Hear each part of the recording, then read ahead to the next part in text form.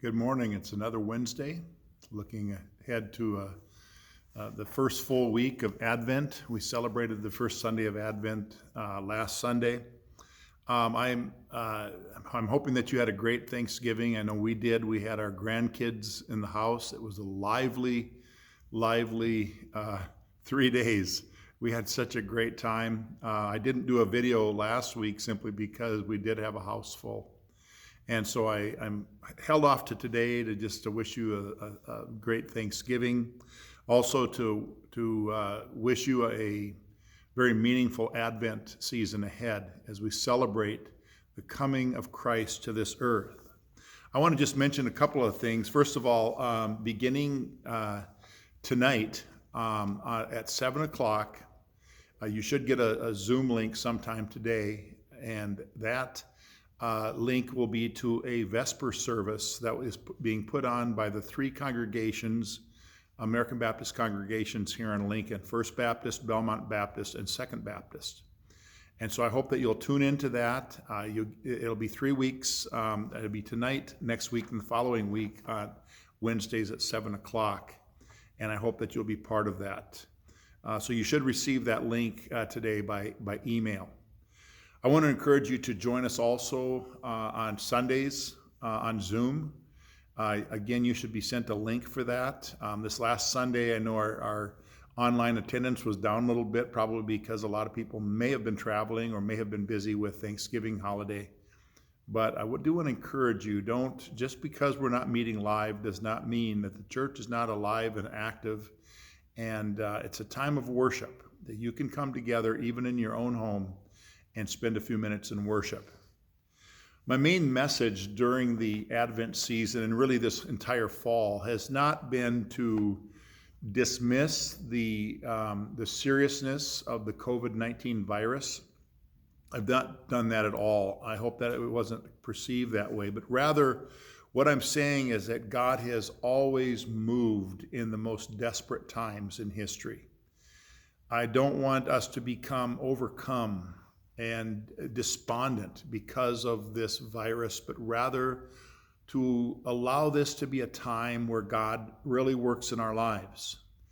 When Jesus came into this world, it was not a perfect place by any means. In fact, it was a very violent, a very oppressive world that Jesus was born into. Jesus was born in Bethlehem in approximately 4 AD is what they say by the calendar. And when Jesus came into this world, the streets were filled with Roman soldiers. About 300 or 400 years before that, those same streets of Bethlehem and Jerusalem and Nazareth and all of the cities that we read about in the Nativity narrative were filled with soldiers. Before the Roman soldiers, it was the Greek soldiers. 300 years before the Greek soldiers were there, it was the Babylonian and the Assyrian soldiers. And so they had lived many, many generations under the oppressive thumb of dominant governments. And so I don't want us to somehow think that Jesus came into this peaceful world and that when we sing Silent Night or when we sing one of these very peaceful Christmas carols, somehow I think some of those carols may be a little bit out of place because Jesus did not come in to a peaceful place, but rather he came bringing peace. He was the author of peace as he came into this world.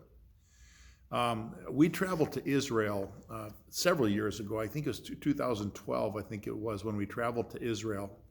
And we went to Jerusalem, and we drove through Jerusalem to get to Bethlehem, where we stayed in a hotel in Bethlehem the first night.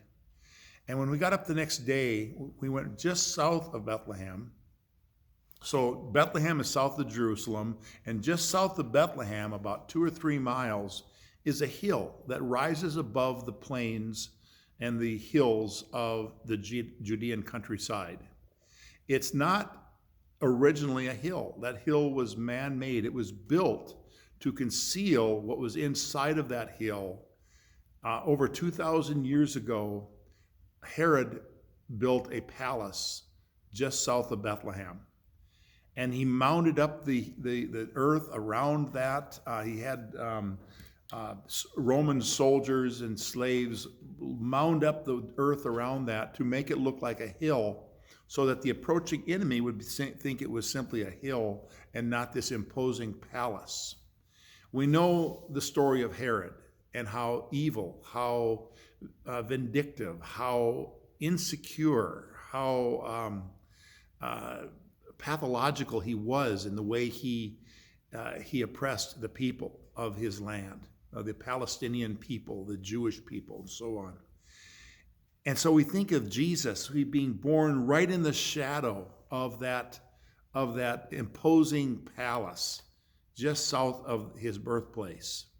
We realize that when Jesus came into the world, he did not come into a world of peace.